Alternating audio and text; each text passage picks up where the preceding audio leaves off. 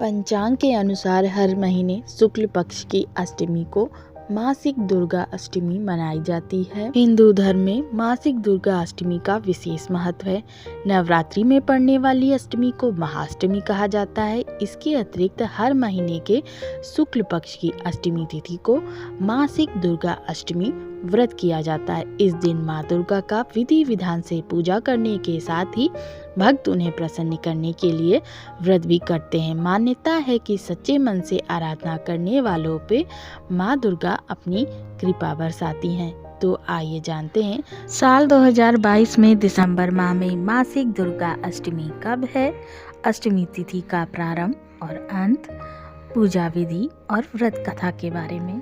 दिसंबर माह में मासिक दुर्गा अष्टमी 30 दिसंबर 2022 दिन शुक्रवार को है। पौष शुक्ल अष्टमी तिथि का प्रारंभ 29 दिसंबर को शाम को 7:17 पर और इसकी समाप्ति 30 दिसंबर को शाम को 6:33 पर।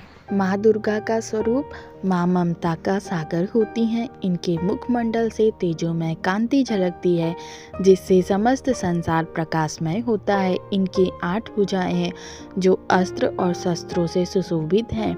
माँ दुर्गा की सवारी सिंह है। मासिक दुर्गा अष्टमी का महत्व। मासिक दुर्गा अष्टमी के दिन व्रत व पूजन करने से माँ जगदम्बा का आशीर्वाद प्राप्त होता है। मान्यता है कि माँ आदिशक्ति अपने भक्तों के कष्टों को दूर करती हैं। दुर्गा अष्टमी व्रत करने से घर में खुशहाली, सुख, समृद्धि और धन आता है। मासिक दुर्गा अष्टमी पूजा विधि। मासिक दुर्गा अष्टमी करने वाले साधकों को सप्तमी के दिन सात्विक भोजन ग्रहण करना चाहिए।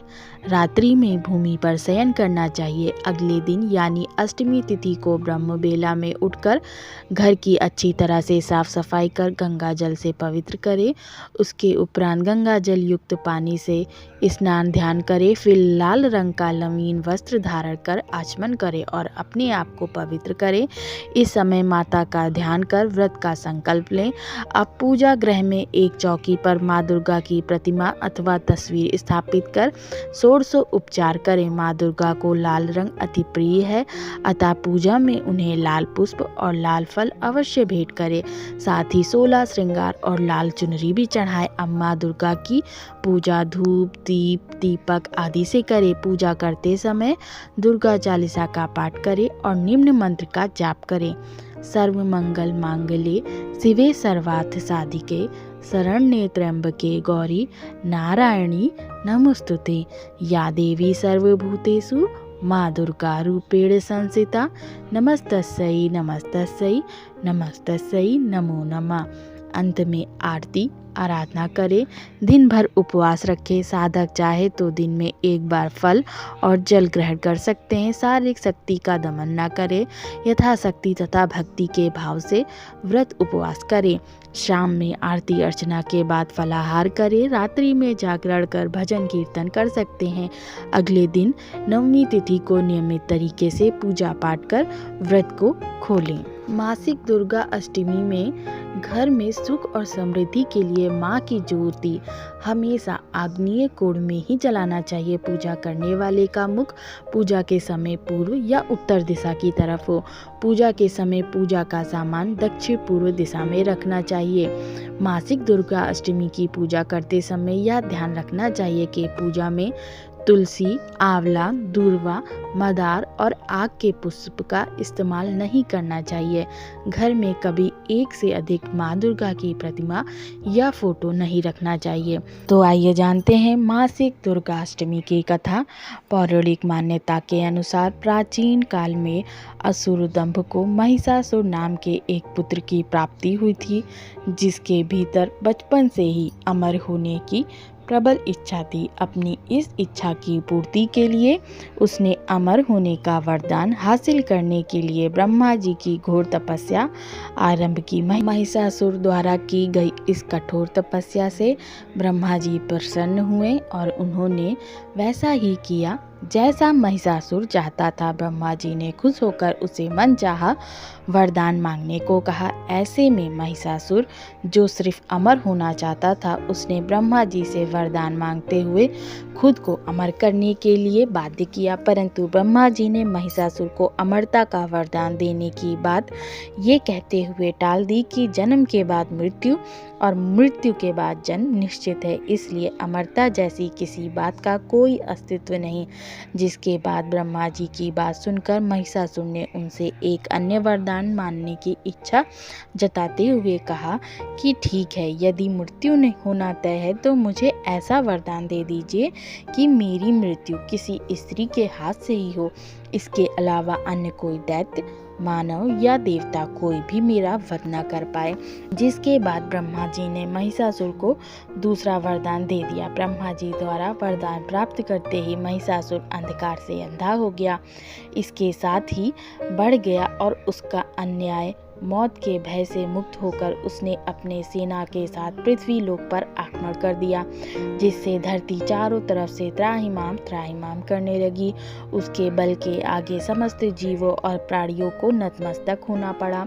जिसके बाद पृथ्वी और पाताल को अपने अधीन करने के बाद अहंकारी महिषासुर ने इंद्रलोक पर भी आक्रमण कर दिया, जिसमें उन्होंने इंद्रदेव को पराजित कर स्वर्ग पर कब्जा कर लिया। महिषासुर ने पद से परेशान होकर सभी देवी देवता त्रिदेव के पास सहायता मांगने पहुंचे। इस पर विष्णु जी ने उसके अंत के लिए देवी शक्ति के निर्माण की सलाह दी।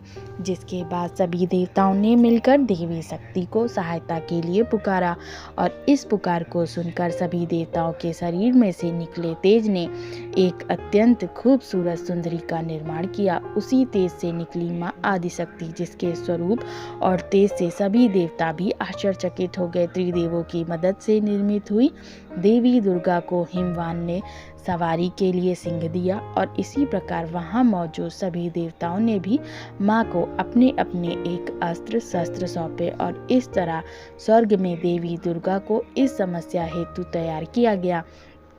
माना जाता है कि देवी का अत्यंत सुंदर रूप देखकर महिषासुर उनके प्रति बहुत आकर्षित होने लगा और उसने अपने एक दूत के जरिए देवी के पास विवाह का प्रस्ताव तक पहुंचाया। अहंकारी महिषासुर की इस ओछी हरकत ने देवी भगवती को अत्यधिक क्रोधित कर दिया। जिसके बाद ही माँ ने महिषासुर को युद्ध के लिए ललकारा।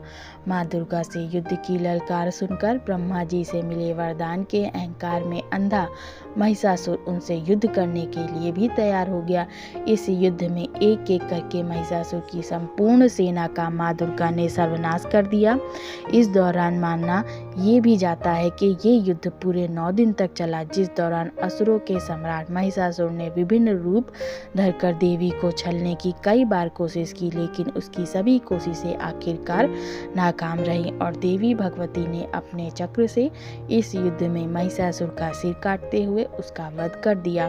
अतः इस तरह देवी भगवती के हाथों महिषासुर की मृत्यु संभव हो पाई। माना जाता है जिस दिन माँ भगवती ने स्वर्गलोक, पृथ्वीलोक और पाताल लोक को महिषासुर के पापों से मुक्ति दिलाई, उस दिन से ही दुर्गा अष्टमी का पर्व प्रारंभ हुआ।